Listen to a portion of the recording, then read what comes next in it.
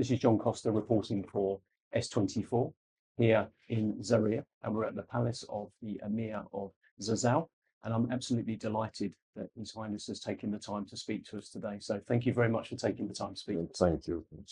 And it's a great honour to be here. So thank you for that. Same here. You're welcome. One of the main reasons that I'm particularly keen to talk to you is not only in your role as the Emir, but having been a diplomat and a banker and a lawyer in the past, and having done this exalted role now for 6 years. What kind of approach do you take when you inherit this position after someone that's run it for 45 years and it now comes to you? How do you allay the fears of people that are worried that maybe you'll modernize or not keep to certain traditions? It must be quite a challenge. Thank you very much, John, for this very interesting question. First and foremost, as of 2020, I was the magazine in Zazzau, like Lord Mayor, and the second most senior member of the royal family. And at that time, I was, the most senior, because the one that was supposed to be number one and I was supposed to be number two had passed on for almost 10 years, so I was the only one in the forefront. And I held that position for 19 years when I succeeded my late father in 2001. And prior to that time, I was representing my father for 20 years in the same position. So technically, I spent about 39 years in that strategic, position of Magazingari. Since when I was in secondary school, I was representing him in most of the, functions of the Emirate for about 20 years. And then, when he passed on in 2001, I became substantive Magazingari. So for another 19 years. And it was on the 20th year that I ascended this, position. So it was not a new thing to me entirely, but, And people are aware of you. Absolutely. Yeah. I was very You were not an unknown entity. No, not at all. Yeah. I was very familiar with the system. I was one of the prominent in all sense of humility. And I was supporting, even though I was not resident here to work in the palace, but all important issues, were being assigned, to me by the late Emir, especially issues bordering on, diplomatic community. I know that I was in the diplomatic service at that time, but anything to do with the diplomatic community, yes, he assigned that responsibility to me. And I was the one interfacing between the Emirate and, all the diplomatic communities.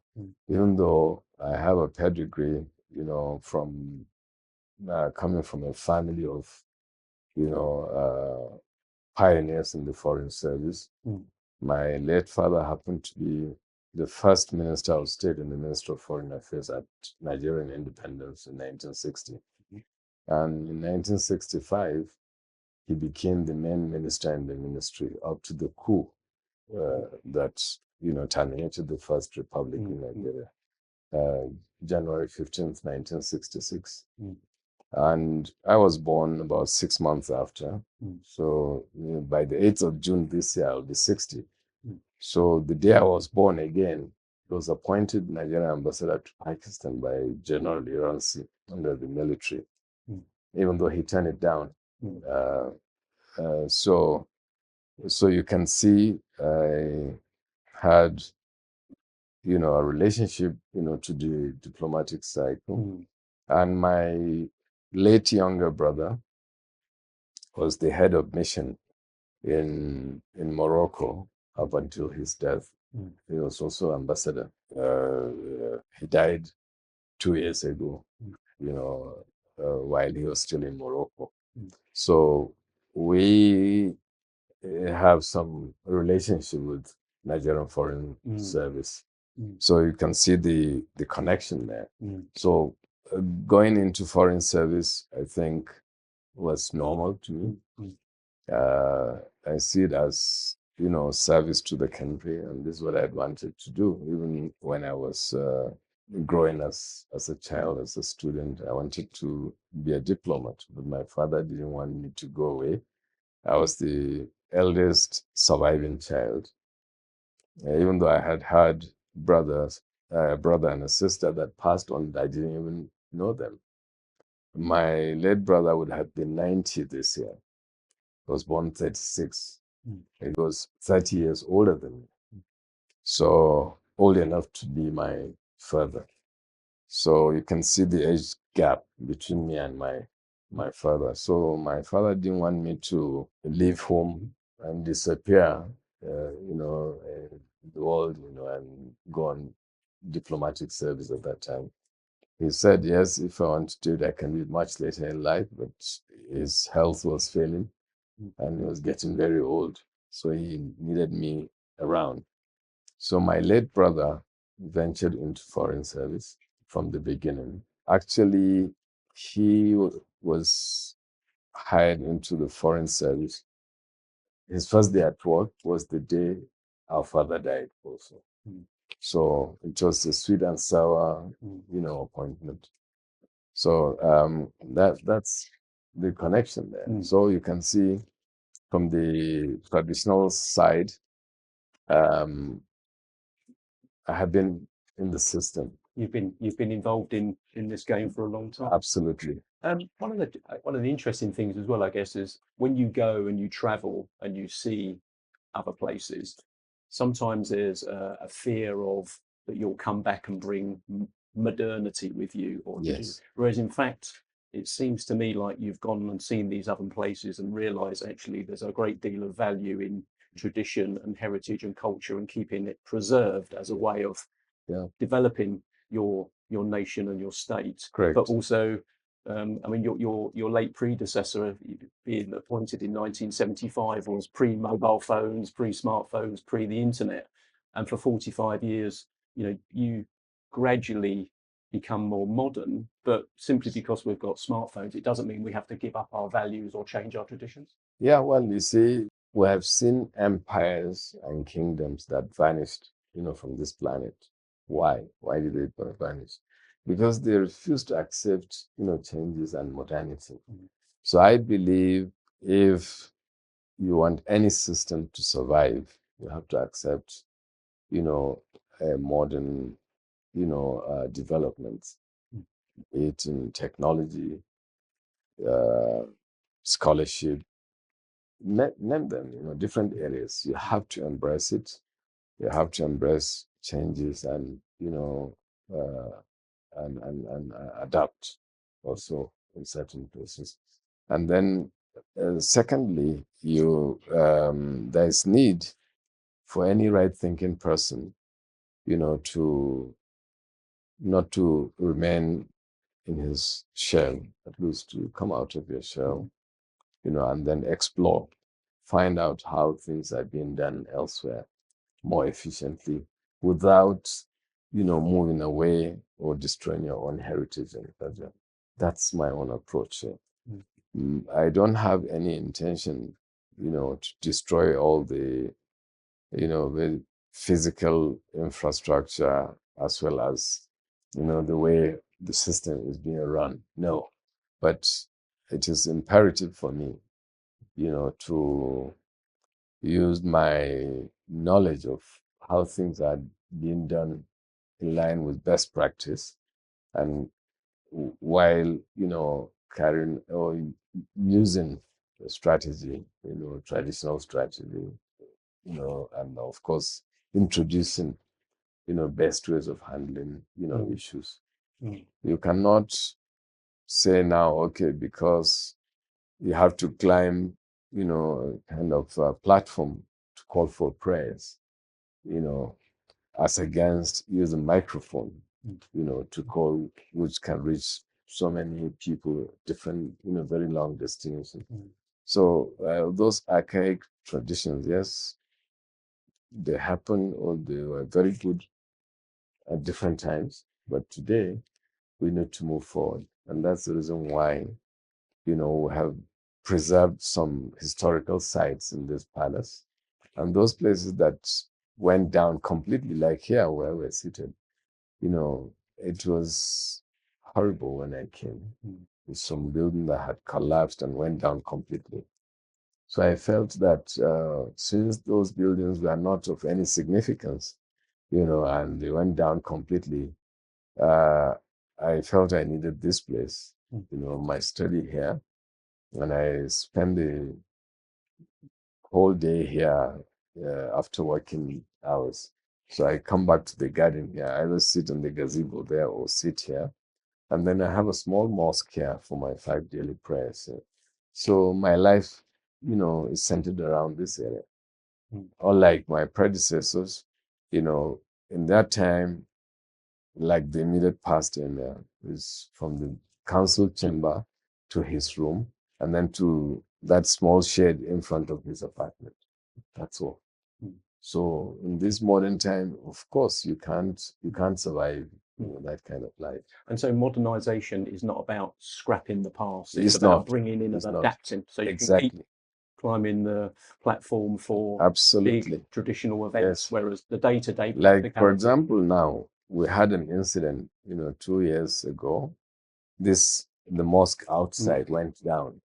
It was a very painful decision. After several consultations with experts, I had no option but to pull it down because it went down on a Friday, and some people were crushed to death. And so when the idea of removing the structure there that was built in the 1830s, it was a very difficult decision, sentiments, and um, even me personally, I didn't want to pull down the structure. But all the experts, about 6, 7 different organizations, professional organizations, said the material used in building the mosque had expired. So if I still wanted, that same, design, yes, it can be done, but with different materials. But build it for another couple of 100 years for it to last that length of time. But it was there for 182 years. Yeah. So now what we're building today, I believe it will, maybe God willing, stay for the next 300-500 years. Yeah. Yes. So that's my approach. And even internally, there's a building that's almost 5 centuries there. What did I do when I came? I preserved and then restored, the areas that were bad. So it's looking very well now, and a lot of things, correspondences, literary works, correspondences between Zazzau and Sokoto Caliphate since 1804. Yes, we have those correspondences. This is to preserve our heritage and also our history. So because it is now that we have just finished, writing a book, a compendium, history of Sokoto Zazzau Emirate from 1804 to date. They're just reviewing the book now, and God willing, I'm looking at. I'm not sure if it will be possible on my birthday in June, but maybe in the next 1 month or two, I will, present it to the public. So we have reached that stage because I've already produced the dummy copy. So the book reviewer is going through the book at least to make it simple. I'll make sure that I take a copy back to England to my museum when I go. Even if you have gone, I'll surely send it to you to update your records. Because we realized that, there was a huge gap from 1950 to date. Nothing was documented about Zazzau Emirate. So this is about 75 years or thereabouts. So it's very wrong. So that's why it was needed. It was needed. There was a book written by one of the British colonial officers, and that's M.G. Smith. And it was published in 1950. So, and there were some contradictions certainly in the book. I saw Professor Moray last in London about 3 years ago. He told me that he had drawn the attention of M.G. Smith to make corrections in certain, areas in the book, but he didn't up to the time he passed on. So hence the reason why I was motivated to see how we can document the emerge, for this period. So instead of just doing from 1950 to date, because the previous work was not ours and there were issues with the book. So I assembled a team of, 17 wise men, professors and, historians, to write, about 19 chapters. In the book, we have 19 emails from inception, 1804. That is the Fulani rule, 1804 to date. So each emir has a chapter of his period and about him and also his period. So I believe it is going to be a very good, document for people to know about our emirate. And again, the phase 2, which is supposed to be the phase 1 of the book, we want to write about the pre-Fulani period. That is the Habib rule, and the plan is, to also write just the way we did for the Fulanis, and then, have something solid we can brandish anywhere as our history, of Zazzau Emirate, which will be all encompassing the Habib period and then the Fulani period. So we've started the Fulani period because that's our own period. We can lay our hands on those information. But you see, the Hausa period, was 700 years before the coming of the Fulani. Yes. And that's the tradition that you have to bring together in this book in order to present to the world today, Exactly. to say that was the past. So if I can ask you two more Sure. questions, as that's okay. This one's very much about today. You're a great advocate for peace and unity.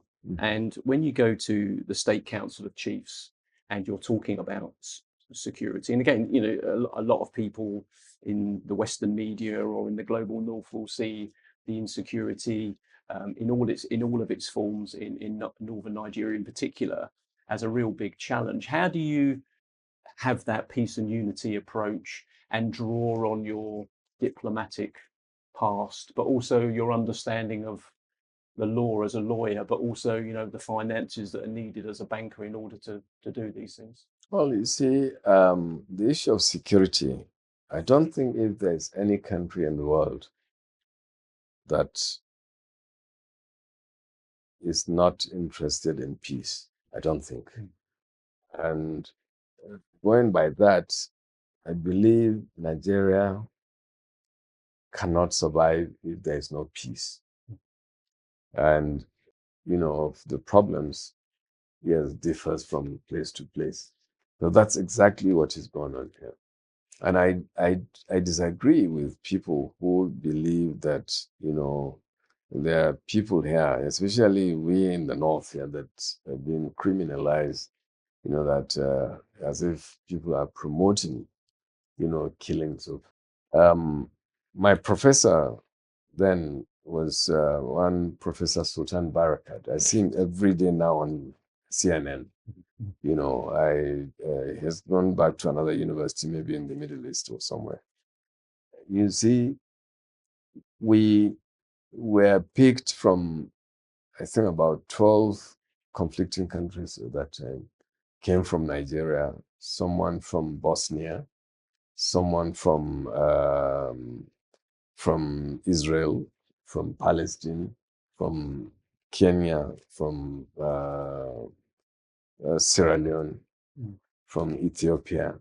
All these countries, we all converge.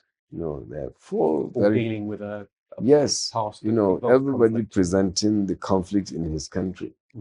We diagnosed it, and then, of course, we got to understand the magnitude of the problems. Like Hada Farmer conflict. My my dissertation at that time was on, a conflict between a tribe called Negatan and can't remember the other name. This conflict between the pastoralists between Addis Ababa and Kenya. And someone did about my own country. So my final question is about the future. And I think anybody in their right mind who comes to Nigeria and doesn't understand or see the amazing young people that exist, their ability to solve problems, we need to be working with young people to be able to help them to move forward and take Nigeria into the next decades as we go ahead. About 200 students, from Kaduna State University. What are they coming here for? They are coming here to watch what we do, in terms of dispute resolution. Like dispute resolution, now we have been able to remove over 1,000 cases from the conventional courts in the last 2 years, to address it here under the alternative dispute resolution window. So, and that is making a lot of impact and, other related matters. We handle it here, and, our people would rather come here because of the speedy dispensation of justice, almost instantly, as against you going through the lawyers. There'll be, and on the conventional court, there will be adjourning matters. Counterclaim. Exactly. And it might take years for you before you get final, resolution on the matters.